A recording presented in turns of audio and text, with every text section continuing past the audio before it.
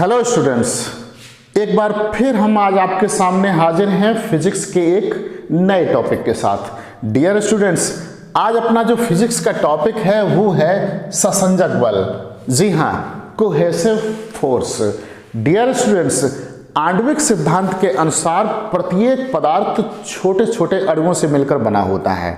जी हाँ, आणविक सिद्धांत के अनुसार प्रत्येक पदार्थ छोटे छोटे अणुओं से मिलकर बना होता है और डियर स्टूडेंट्स, ये अणु एक दूसरे पर आकर्षण बल लगाते हैं। जी हाँ, ये जो छोटे छोटे अणु होते हैं ये एक दूसरे पर अट्रैक्शन फोर्स अप्लाई करते हैं। डियर स्टूडेंट्स, एक ही पदार्थ के अणुओं के मध्य लगने वाले आकर्षण बल को ही हम ससंजक बल कहते हैं।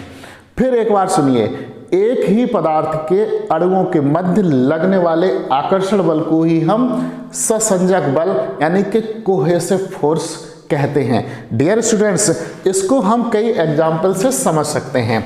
जैसे नंबर 1, यदि हम जल की दो छोटी छोटी बूंदें ले लें और इन छोटी बूंदों को किसी नुकीली चीज से हम पास लाएं, तो डियर स्टूडेंट्स, हम क्या देखते हैं कि एक छोटी बूंद के पास जब दूसरी छोटी बूंद आती है तो ये दोनों छोटी बूंदें मिलकर एक बड़ी बूंद का निर्माण कर लेती हैं, यानी कि एक दोनों के बराबर एक बड़ी बूंद का निर्माण हो जाता है इस तरीके से।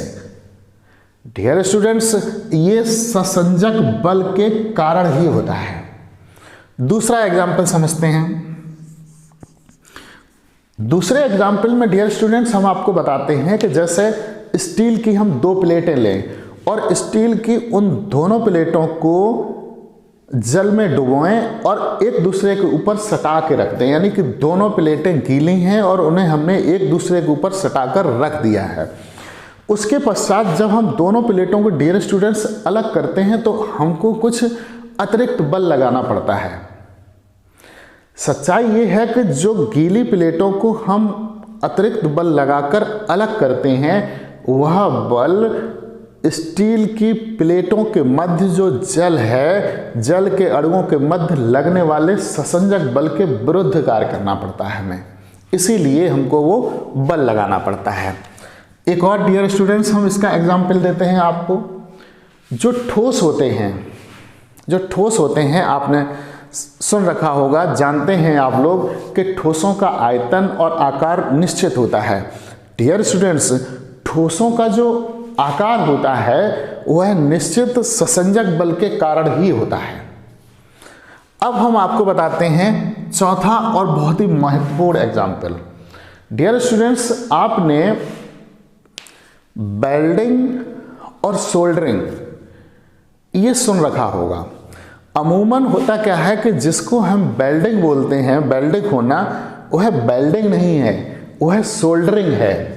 सोल्डरिंग में होता क्या है कि जैसे लोहे की छड़ अगर टूट जाए तो दोनों लोहे की छड़ के टुकड़ों को पास पास लाके उस पर कोई हम दूसरी चीज पिघला के लगा देते हैं जिससे वो चीज जुड़ जाती है। इसको हम बोलते हैं सोल्डरिंग। यह वेल्डिंग नहीं है।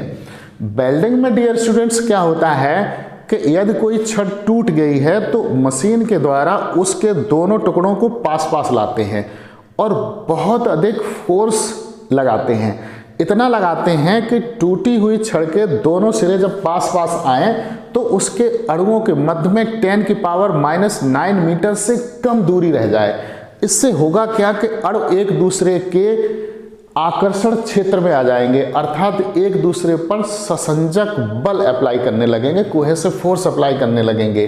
ससंजक बल जब लगाने लगेंगे तो डियर स्टूडेंट्स, कोई बाहरी मटेरियल लगाए बगैर छड़ के वो दोनों टुकड़े जुड़ जाते हैं। इसको हम बोलते हैं वेल्डिंग।